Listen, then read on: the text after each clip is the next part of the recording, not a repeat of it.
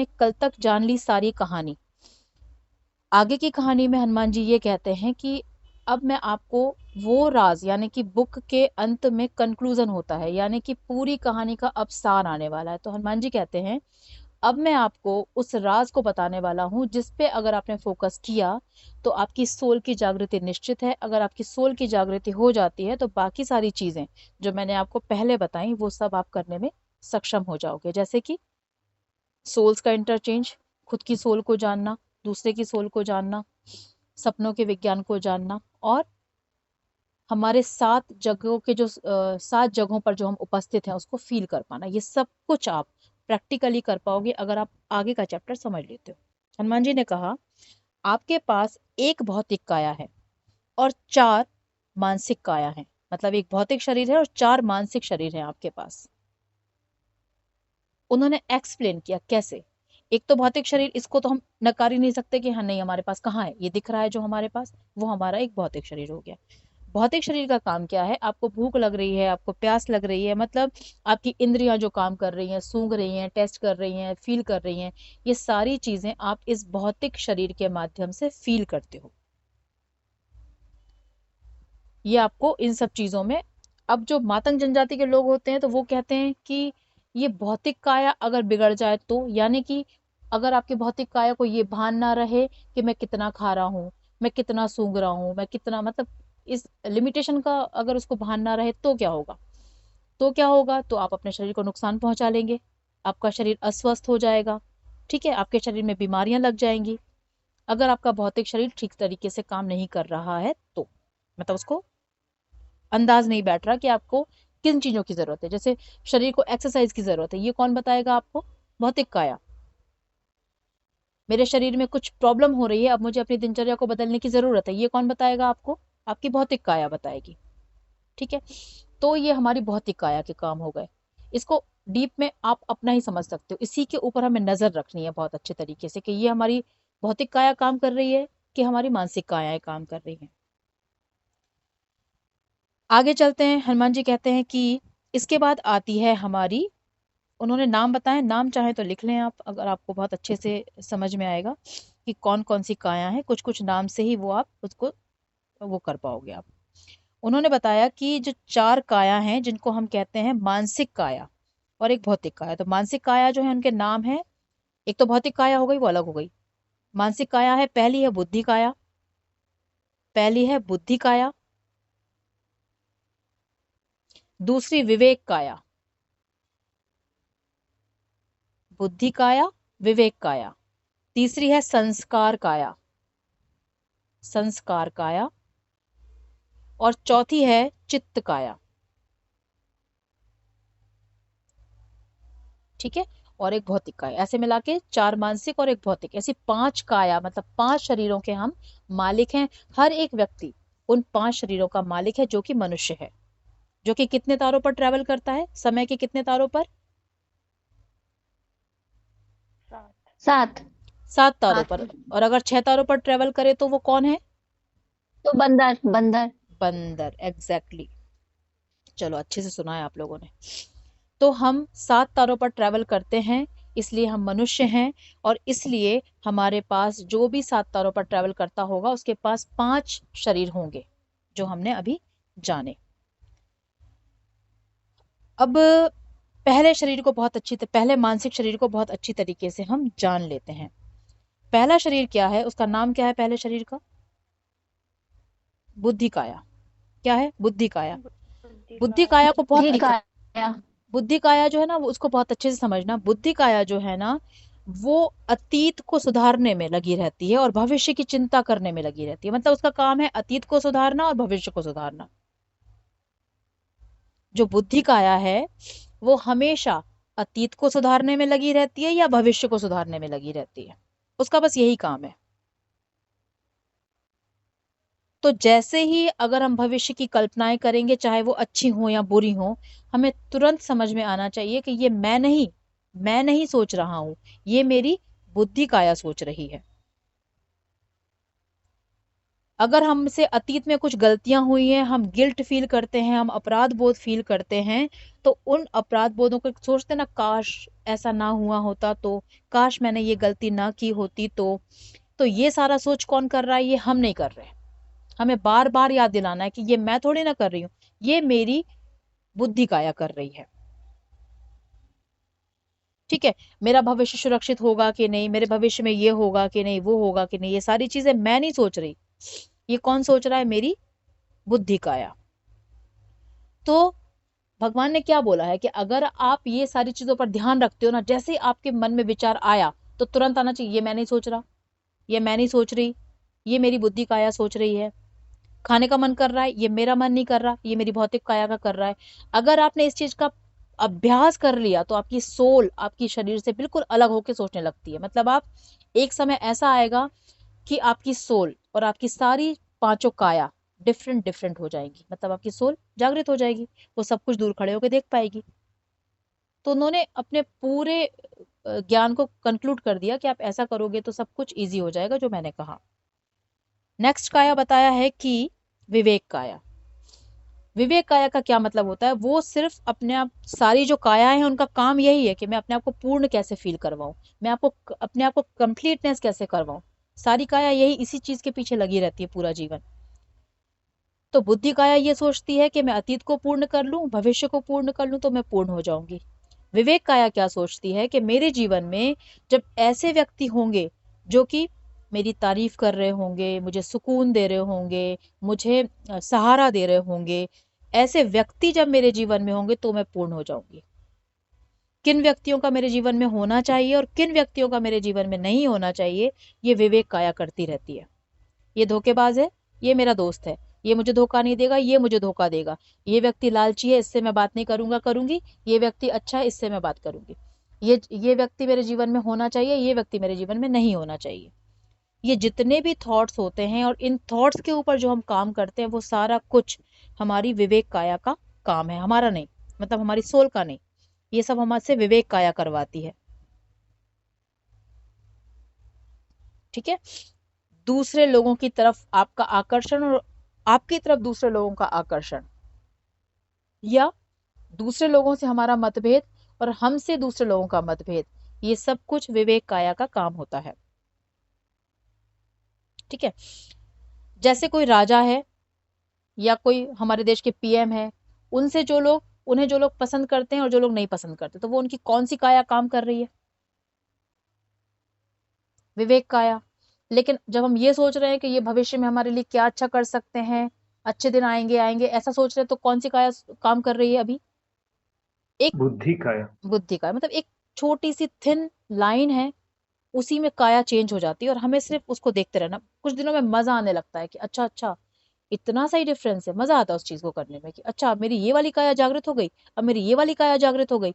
तो उस गेम में, उस गेम के चलते चलते एकदम से आपकी सोल जागृत हो जाती है, आप अवेकन हो जाते हो, क्योंकि आप अपने आप को चार शरीरों में देख पा रहे हो ना। आपके थॉट्स को एक शरीर मिला है, आप उसको देख पा रहे हो, अभी तक नहीं देख पा रहे थे। ठीक है। तो विवेक काया को हम समझ जाएंगे, हमें कौन कौन से व्यक्तियों की, जैसे हम मतलब पर्टिकुलर व्यक्तियों के बारे में सोचना शुरू कर दें, तो आप समझ जाओ कि हमारी विवेक काया अभी काम कर रही है। इसके बाद आती है हमारी संस्कार काया। संस्कार काया का काम क्या है? कि वो ये सोचती है कि अगर मैं टाइम पर उठूं, मैं मेडिटेशन करूं, एक नियम बनाऊं, बहुत दिनचर्या में रहूं, स्ट्रिक्ट हो जाऊं, तो फिर मैं पूर्ण हो जाऊंगी, मैं एक अच्छा इंसान बन जाऊं, लोगों की नजरों में लोग मुझे बहुत अप्रिशिएट करें। मतलब संस्कार काया का मतलब है केवल अपनी इमेज, मेरी इमेज लोगों की नजरों में कैसी है, केवल इतना सही काम है उसका। तो इमेज को अच्छा करने में ये सारी चीजें इंक्लूडेड है। कौन कौन सी? कि मैं टाइम पर उठूं, मैं अच्छा दिखूं, है ना, नियम से रहूं, अच्छा खाऊं, अच्छा पहनूं, मेरा रिफ्लेक्शन लोगों के ऊपर अच्छा पड़े। तो ये सब संस्कार काया का काम है। जब आपके मन में इस तरीके का विचार आए कि मुझे अपने आप को कुछ अलग प्रेजेंट करना है किसी के सामने, तो वो आपकी, आप नहीं कर रहे हो, वो संस्कार काया आपसे करवा रही है। ठीक है। तो इसमें हनुमान जी ने कहा है कि हर व्यक्ति दो फेस लेकर जीता है। कोई भी व्यक्ति हो, चाहे वो कितना ही अच्छा हो, कुछ भी हो, लेकिन उसके पास डबल फेस होते ही होते हैं। हम सब देख सकते हैं क्या जिस तरीके से बात हम अपने घर में करते हैं उसी तरीके से बात हम दूसरों के सामने करते हैं? नहीं करते। कभी कभी मैक्सिमम टाइम जिन कपड़ों में हम घर में होते हैं क्या उन्हीं कपड़ों में हम दूसरों के सामने अपने आप को प्रेजेंट कर देते हैं? नहीं। है ना? हमारे पास एक अच्छा कॉन्सेप्ट है, ये घर के कपड़े, ये बाहर के कपड़े, मतलब हम बाहर कुछ और हैं, अंदर कुछ और हैं। इसी तरीके से हमारा पूरा जीवन चलता है। तो ये डिफ्रेंसिएशन क्यों है? लोगों की नजरों में अपनी छवि बनाने के लिए, कि अगर मैं घर के कपड़ों में ही बाहर चली जाऊं या मैं घर में जैसे बात करती हूँ वैसे ही बाहर बात करूं, तो उससे होगा क्या? कोई बहुत बड़ा नुकसान तो नहीं होगा, लेकिन आपकी छवि को धक्का लगेगा बस। मान के चलते हैं कोई टीचर है, कोई डॉक्टर है, कोई कुछ है, तो हम बाहर एक शालीनता से बात करते हैं, ये आप लोगों को नहीं बता रही हूँ, एक उदाहरण दे रही हूँ। हम दूसरों से बहुत शालीनता से और एक मर्यादा में रह के बात करते हैं, लेकिन फिर हम घर में कभी कभी हम आउट ऑफ द वे जाकर भी बात कर लेते हैं। लेकिन फिर हमें लगता है कभी ये रूप हमारा किसी ने देखा तो हमारी छवि को क्या लगेगा? धक्का लगेगा, ये भी हम सोचते हैं। लेकिन जानते फिर भी हम सब एक दूसरे के बारे में कि ये इसका दूसरा फेस भी है सबका, है ना? हम ये भी जानते हैं। लेकिन अगर वो व्यक्ति, ऐसा व्यक्ति जिसका सेम फेस हो, आपके सामने भी वही और आपके पीठ पीछे भी वही, वो व्यक्ति संसार में हर एक चीज पाने का हकदार होता है। प्रकृति उसके लिए ऐसी फैली पड़ी होती है, क्योंकि ऐसे व्यक्ति तो होते ही नहीं है ना, कम ही होते हैं। और जो हो पाते हैं, इसीलिए जो आध्यात्मिक व्यक्ति होते हैं ना, उनके लिए प्रकृति कभी किसी चीज की कमी नहीं छोड़ती। अगर वो रियल आध्यात्मिक व्यक्ति है, उन्होंने अपने आप को अवेकन किया है, मतलब कि वो, आप उनको कैसे भी देखो वो वही रहेंगे जो आपके सामने है, पीठ पीछे भी वो वही रहेंगे। ठीक है? कथनी करनी सेम रहेगी उनकी। तो उनको प्रकृति की सारी चीजें, पूरा यूनिवर्स उनको भर भर के चीजें देता है। ये हो गई संस्कार, मतलब आपको एक डिसिप्लिन में रखना, ये आपकी संस्कार काया कराती है आपसे। इसके बाद आता है चित्त काया। चित्त काया बिल्कुल उल्टा काम करती है। चित्त काया क्या करती है? वो आपसे उल्टे उल्टे काम कराती है, मतलब वो आपको प्रमोट करती है कि आप नियम तोड़ो, आप टाइम पर मत उठो, आप एक्सरसाइज मत करो, आपको पता है कि मेरे को ये खाना नुकसान देगा लेकिन आप वही खाओ। भौतिक शरीर में व्यवधान पैदा करेगी।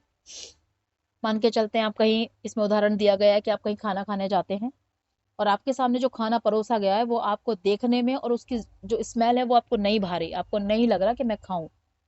लेकिन आपको लग रहा है कि अगर मैंने यहाँ खाना खाने से मना कर दिया तो मेरी छवि खराब हो जाएगी, लोग मुझे कुछ गलत ना बोले। तो आपको अपनी छवि बचानी है, तो संस्कार काया आ गई ना बीच में कि नहीं, मैं कैसे मना कर दूं। अब चित्त काया जो है वो इतनी पावरफुल होती है, वो जिस भी काया का सपोर्ट करेगी उस काया की ही जीत होगी। अगर उसने संस्कार काया का सपोर्ट कर दिया कि मेरी छवि खराब होगी, मुझे खाना पड़ेगा, तो फिर खाना पड़ेगा। फिर चाहे आपका भौतिक शरीर में चाहे कोई भी नुकसान हो जाए, चाहे भौतिक शरीर बीमारी क्यों ना पड़ जाए। अगर उसने भौतिक शरीर का सपोर्ट कर दिया तो फिर छवि कितनी भी खराब हो जाए वो नहीं खाएगा, हमारा शरीर नहीं खाएगा। तो चित्त काया नियमों के विरुद्ध चलती है, लेकिन वो उतनी ही पावरफुल है। तो मातंग जनजाति के लोग बोलते हैं कि ये तो बड़ी दुष्ट काया है, ये तो हमारे नुकसान के लिए है, ये हमारे को नहीं होना चाहिए। तो हनुमान जी बोलते हैं कि कुछ भी बिना पर्पस के भगवान ने नहीं बनाया है। चित्त काया बनाई है, उसका पर्पस बहुत अलग है। उसका पर्पस ये है, अगर चित्त काया ना हो तो आप कभी भी जोखिम नहीं लोगे। आप हमेशा एक लूप में फंसे रहोगे। मतलब कैसे लूप में? कि अगर चित्त, मान के चलते हैं आपके पास चित्त काया नहीं है, तो फिर कौन सी काया ज्यादातर आपको रूल करेगी? आपकी संस्कार काया। मतलब वो बोलेगी नियम बनाओ, नियम से चलो, ये खाओ, ये मत खाओ, ये पहनो, ये मत पहनो। तो आप एक ही तरीके का जीवन जियोगे पूरा जीवन भर। आप कभी भी उसमें चेंज नहीं करोगे, नया कुछ करने का प्रयास नहीं करोगे, नियम तोड़ोगे नहीं, जब नियम तोड़ोगे नहीं, नया नियम बनाओगे नहीं। तो चित्त काया आपको नया करने के लिए प्रेरित करती है, परिवर्तन के लिए प्रेरित करती है। तो चित्त काया भी निगेटिव होते हुए भी आपके लिए बहुत बड़ा रोल प्ले करती है। ठीक है? इसमें एक और कहानी उन्होंने बताई है, हनुमान जी ने। चित्त काया और सारी काया को थोड़े अच्छे से एक्सप्लेन करने के लिए उन्होंने बताया कि एक सुलोचना नाम की एक लड़की होती है। तो वो अपने टीनेजर उसमें अवस्था में होती है। तो उसको क्या होता है कि अपने से ज्यादा उम्र के अपने टीचर होते हैं उनसे प्रेम हो जाता है। अब जब प्रेम हो जाता है तो वो समझ नहीं पाती, उसकी संस्कार काया, उसकी चित्त काया उसको समझाने की बहुत कोशिश करती है कि ये सही नहीं है। मतलब हमारे अंदर होता है ना कई बार कि किसी चीज को लेकर हमारे मन में बहुत सारे द्वंद्व चलते हैं, हमें लगता है ये हम ही बात कर रहे हैं, लेकिन अब से हम समझ जाएंगे कि अगर ये कोई कह रहा है कि नहीं देखो मैं अगर ऐसा काम करूंगी मेरी छवि खराब हो जाएगी, तो ये मेरी संस्कार काया ने बोला, ठीक है। फिर चित्त काया ने बोला अरे छोड़ ना, कर ले जो होगा देखा जाएगा, तो कौन सी काया आ गई? चित्त काया आ गई। मैं कुछ नहीं कर रही हूँ, ये मेरे अंदर की सब काया आपस में बात कर रही है। तो वो जो लड़की होती है सुलोचना, उसको भी इस तरीके की उसकी सारी काया आपस में बात करती हैं, लेकिन आखिरकार उसकी चित्त काया जीत जाती है और वो अपने टीचर के चंगुल में फंस जाती है। लेकिन जो टीचर होता है वो 4-5 लोग के साथ मिलकर उसके साथ दुराचार कर देता है। जब उसके साथ ये घटना घटती है, क्योंकि सुलोचना बहुत छोटी उम्र की बच्ची रहती है, तो उसके मन पर बहुत गहरा प्रभाव पड़ता है।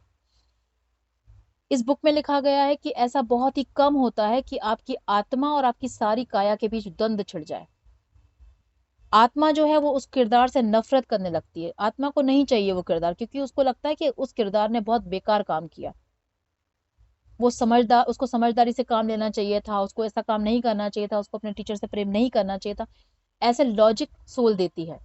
तो आत्मा और सोल, आत्मा और उस किरदार के बीच में नहीं पड़ती, मतलब शरीर और आत्मा के द्वंद्व, बीच में द्वंद्व होता है। और इसी द्वंद्व के बीच में जो आत्माएं अपने आप को खत्म कर लेती हैं, जो आत्महत्या कर लेती है ना, सोल निकल नहीं पाती इस चीजों से, वो वही आत्माएं होती हैं जिनकी मानसिक सारी काया और आत्मा के बीच में कॉन्फ्लिक्ट होना शुरू हो जाता है। अब क्या होता है कि आत्मा चाहती है कि मैं इसका शरीर छोड़ दूं, और शरीर चाहता है कि नहीं मुझे कोई ऐसा मार्ग मिल जाए जिससे मैं निकल जाऊं इस चीज से। ऐसे में उसकी सपोर्ट के लिए देवता उतरते हैं, और हनुमान जी को भी लगता है इसका सपोर्ट होना चाहिए। तो वो दीर्घा नाम की एक आत्मा होती है जो कि यही काम करती है, मतलब वो सोल्स को, शरीरों को इन सारे द्वंद्वों से निकालती है।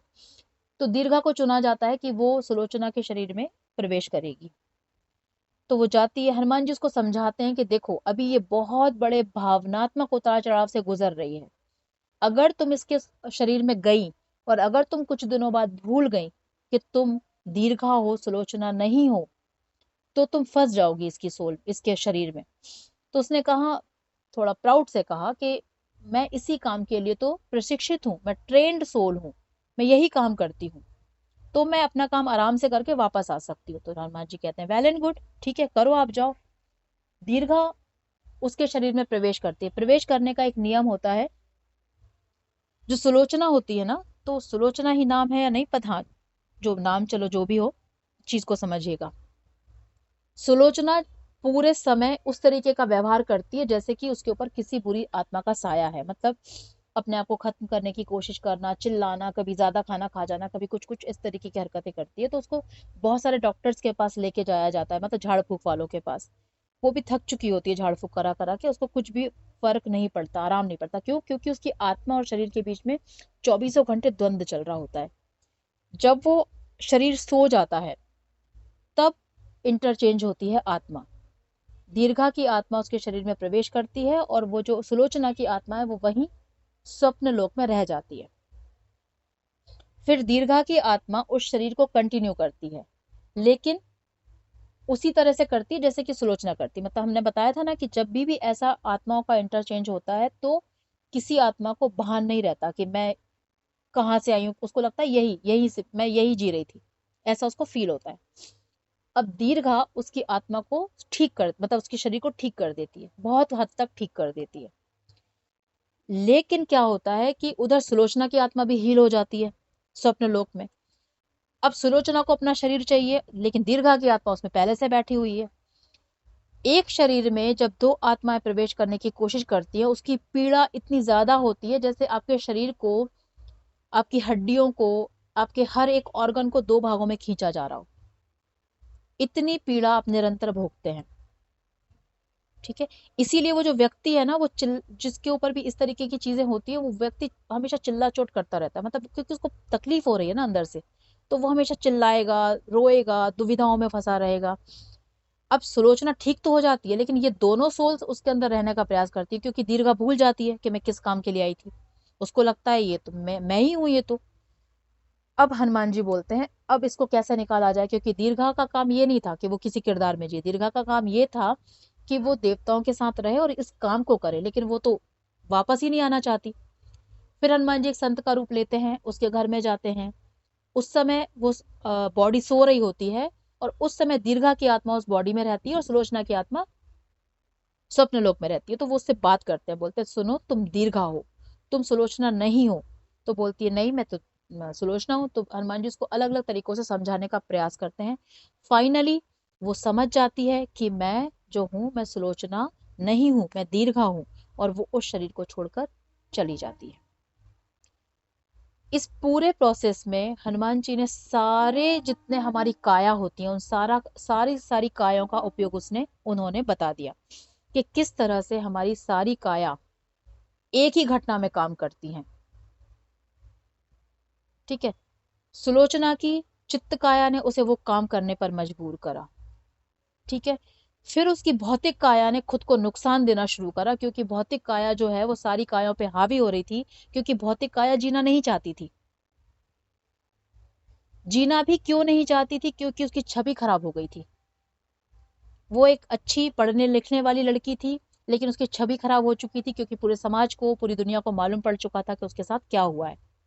तो वो जीना, हम लोग अधिकतर बार शरीर और अपनी हिम्मत क्यों छोड़ देते हैं? क्योंकि कुछ हमारे साथ ऐसा हुआ है जो लोगों को मालूम पड़ चुका है। कई बार ऐसा होता है, कोई घटना जो चार दीवारी के बीच में हुई है, जो किसी को नहीं पता, भले ही वो बहुत बड़ी घटना हो, तो हम उससे उतना ज्यादा व्यथित नहीं होते।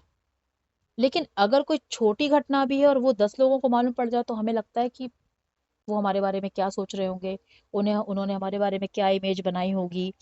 तो अब हमें जीने का मतलब कई सारी चीजें, हमें जीने का कोई हक नहीं है, हमें उनसे मतलब हम बात करेंगे तो किस मुंह से बात करें, कई सारी चीजें हम सोच लेते हैं। तो उसको संस्कार काया ने जो था, उसने ये बता दिया था कि लोग तुम्हारे बारे में इस तरीके की छवि बना लेते हैं, तो अब तुम्हें जीने का कोई हक नहीं है। विवेक काया ने क्या किया? विवेक काया ने उसे ये बताया कि अगर वो जो टीचर है वो उसकी लाइफ में आ जाता है तो उसकी लाइफ पूर्ण हो जाएगी। गलत डिसीजन लेने पर मजबूर किया। ठीक है। ये इसमें उसकी सोल का कुछ भी रोल नहीं था। उसमें सारे प्रोसेस में उसकी चारों काया ने ही उसका गेम कर दिया पूरा। ऐसे हमारे साथ भी जो होता है, उसमें मैक्सिमम टाइम सोल का कोई रोल नहीं होता। हमारी चारों काया ही आपस में इतनी आपस में बात कर लेती हैं, डिसीजन ले लेती हैं। कई कई बार जो काया ज्यादा हावी हो जाएगी, हम वो डिसीजन ले लेते हैं।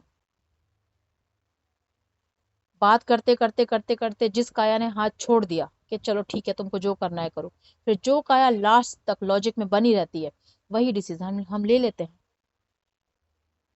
तो अब कल से जब भी आप कोई डिसीजन ले, आपके मन में थॉट आए, तो पहला थॉट ये आना चाहिए कि ये कौन सी काया ने सोचा, अभी मेरी कौन सी काया एक्टिवेटेड है।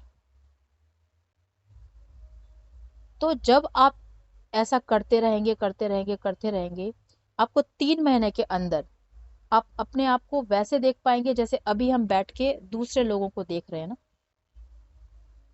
और ये कोई हवा में बातें नहीं है, या ये कोई अतिशयोक्तिपूर्ण वर्णन नहीं है। लोगों ने इसका अभ्यास किया है और इस चीज को अचीव किया है।